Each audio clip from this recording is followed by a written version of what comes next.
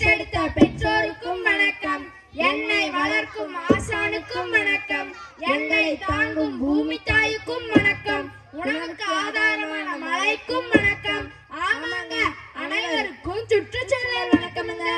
தந்தனத்தோம் என்று சொல்லியே இல்லினில் பாட ஆமா இல்லினில் பாட வந்தருள்வாய் நன்னையே. தந்தனத்தோம் தந்தனத்தோம் என்று சொல்லியே இல்லினில் பாட ஆமா இல்லினில் பாட வந்தருள்வாய் மண்ணி நன்னையே. தானலங்கத்தோடு 7 சந்தங்களின் தாளத்தோடு சுற்றுச்சூழல் பாடிட வந்தோம். அதனை நீங்கள் காதில் வாங்கி போட்டிட கேட்டோம். சுற்றுச்சூழல் அனைத்தும் சுத்தமாக தொலைத்தோங்க வில்லினில் பாட வந்தோம். அண்ணா அண்ணா, எனக்கு ஒரு சந்தேகம். இன்னும் தொடங்கவே இல்லை, அதுக்குள்ள சந்தேகமா? அதுக்கு தானே வில்லுப்பாட்டு. சரி சரி சொல்லு. ஆமா, எப்பவுமே வில்லுப்பாட்டு தொடங்குற முன்னாடி கலைமகள் தான் தொழுவாங்க. நீங்க என்னடான்னா சுற்றுச்சூழல் வணங்குறீங்க. அதுவா? இருங்க இருங்க, எனக்கு ரொம்ப பசிக்குது. நான் போய் சாப்பிட்டு வந்தாரேன். விட்டீங்கன்னா நான் போய் சாப்பிட்டு வந்துடுவேன். எப்ப பார்த்தாலும் திங்கறதுலயே இரு. சாப்பாடு பிரச்சனை தானே பெரும் பிரச்சனையா இருக்கு. நாங்க சாப்பிடுறது ஏதாவது பிரச்சனை இருக்கா? ஆமா, மழை இல்ல, விவசாயம் இல்ல, விவசாயிகளுக்கு வாழ்வு இல்ல. நாம என்ன பண்ண முடியுமா? நீங்க செய்யற சில காரியத்தினாலதான் மழையே வர மாட்டேங்குது. சொல்லி புரிய வைக்க முடியாது, பாடுறேன் கேளு. அத்தோரத்துல ஆலமரம் வேல மரம் ரொட்டோரத்துல வேப்ப மரம் புளிய மரம் ரொம்ப இருக்கு.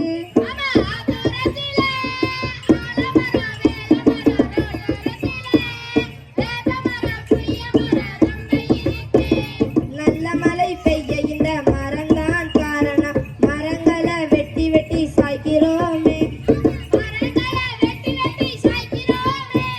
வாகனத்தின் புகையிலே சுற்றுச்சூழல் கெட்டதே. வானமழை பெய்வதில் சிக்கலாச்சே. மரங்களை வெட்டுறத இப்பவோ விட்டுடுவோம். அதோரத்துல ஆலமரம் வெள்ள மரம் ரோட்டோரத்துல மரம் புளிய மரம் ரொம்ப இருக்கு. இப்ப புரியுதா மழை வர என்ன காரணம்னு? இப்ப புரியுது. எங்க ஆசிரியர் எங்காவது டூர் போனீங்கன்னா விதைப்பந்து தயாரிச்சு வீசிட்டு வான்னு சொன்னாங்க. சரி சரி, செடி வளருதுன்னு வச்சுக்கோங்க, அதுக்கு தண்ணிக்கு எங்க போறது? 10 பைசா பொருளை வாங்கினாலும் அத பைக்குள்ள போட்டு எடுத்து வரோம். பிளாஸ்டிக்ல செஞ்ச பைய தூக்கி மூளையில போட்டு வச்சிடறோம். மக்காத அந்த பைய மண்ணுக்குள்ள சிக்கி போய் மழை நீர பூமிக்குள்ள போகாம தடுக்குது. வத்தாத கேணி கூட வத்தி போக வச்ச இந்த மக்காத பைகளை வாங்காம விட்டுடு. 10 பைசா பொருளை வாங்கினாலும் அத பைக்குள்ள போட்டு எடுத்து வரோம். பிளாஸ்டிக் பைக்குள்ள போட்டு எடுத்து வரோம். இப்ப புரியுதா? அது மட்டுமல்ல, இந்த நெகிழி 17 தலைமுறைகளா பார்த்துட்டு தான் போகுது. ஏனுங்க, நெசமா தான் சொல்றீங்களா? எனக்கு ரொம்ப व्यसனமா இருக்குது. அப்ப இந்த பாட்டில்ல நல்லா இருக்கிற மலைய படைஞ்சிட்டு மலையா நெகிழிய குவிச்சோமே. அதுல இருக்கிற மணல அள்ளிட்டு பிளாஸ்டிக்க மிதக்க விட்டோமே. ஆமா, நெத்திலி கேள்விப்பட்டிருக்கேன். அது என்ன நெகிழி? பிளாஸ்டிக் தான் தூய தமிழ்ல நெகிழின்னு சொல்லுவோம். ஆமா, உங்க பாட்டி எல்லாம் சின்ன வயசுல பொருளை கொண்டு போறதுக்கு என்ன கொண்டு போவாங்க? அப்ப பால் வாங்குறதுக்கு எங்க ஆச்சி கொடுத்த அலுமினிய சொம்பு. காய்கறிக்கு கூட. ஆனா இப்ப மஞ்ச பையத்தான் மட்டசாலுக்கு தூக்கிட்டு போனமே தெருவினில. இன்னைக்கு நாம கேரி பேக வாங்கி தூக்கி எறிகிற ரோட்டினில. பொட்டுக்கடலை வாங்குறதுக்கு பொட்டலம் போட்ட காலம் போச்சு. ஜிப்ல கவரும் வந்தாச்சு. விருந்துக்கு இருந்த வாழல போய் போர்க்கும் பிளாஸ்டிக் ஸ்பூனும் ஆச்சு. கூலிங் வாட்டர் குடிக்கிறதுக்கு குளிர்ந்த மண்ணு பானை போச்சு, ரெஃப்ரிஜிரேட்டர் பெருசாச்சு. என்ன படிப்பு படிச்சு என்ன பிரயோசனம்? இந்த கரகு முடிச்ச பிளாஸ்டிக்க ஒழிக்கவே முடியறதில்ல.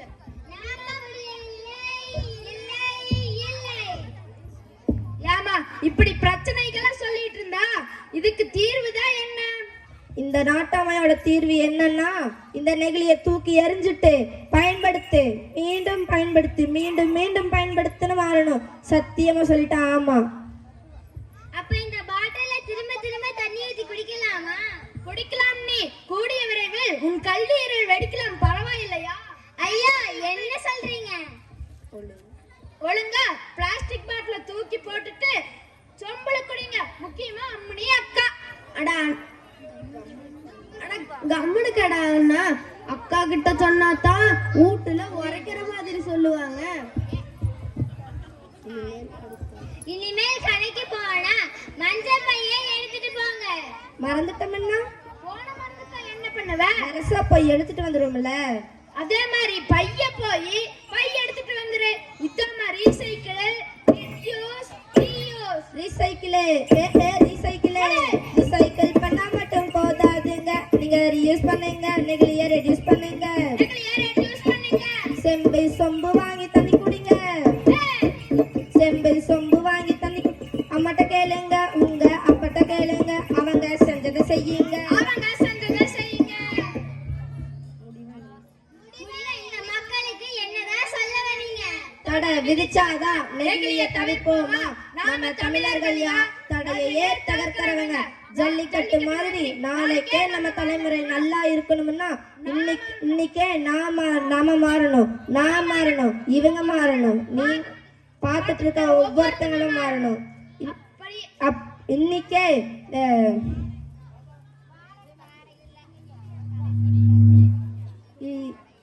இங்க இருக்கிற ஒவ்வொருத்தங்களும் மாறணும். நாளைக்கே கடைக்கு போய் அவன் நெகிழி பை கொடுத்தானா, நெகிழி பை எடுத்து உள்ளவை என் கையில இருக்கு மஞ்ச பைன்னு சொல்ற மரத்தமிழனும் ஒவ்வொருத்தனும் மாறணும்யா. அப்படி நாம ஒவ்வொருத்தரும் கண் விழிச்சு கொஞ்சம் கொஞ்சமா நெகிழிய குறைச்சு தொடங்குவோம் பிளாஸ்டிக் புரட்சி. புரட்சியா புறப்பட்டு நெகிழிய குறைச்சிட்டு இயற்கைக்கு வழிவிட்டு வாழ்வோம் நாம் முற்பட்டு. அதான் நல்லபடியா வில்லுப்பாட்டு முடிஞ்சிச்சுல. விருந்து எப்போ? சாப்பாடு சாப்பாடு. ஒரு கருத்து சொல்ல வேண்டாமா? என்ன கருத்து? அதான் பழையன கழிந்து புதியன புகுதல் தான் தமிழர் பண்பாடு. ஆனா இந்த நெகிழிங்கிற புதுசா கழிச்சிட்டு பிளாஷ்பேக் மாதிரி பழச புகுத்தி புதிய போதி தினந்தோறும் கொண்டாடுங்க. இத கடைப்பிடி. என்ன மாதிரி பையன் வாழையை பயன்படுத்தும் போது இப்படி அவசரமா பேசுறது ரொம்ப தப்பு. இனிமேலாவது தயவு செஞ்சு வாழையோ மஞ்ச பையை பயன்படுத்துங்க. தந்தனத்தும் கலந்துகிட்ட கலிங்கனத்தும்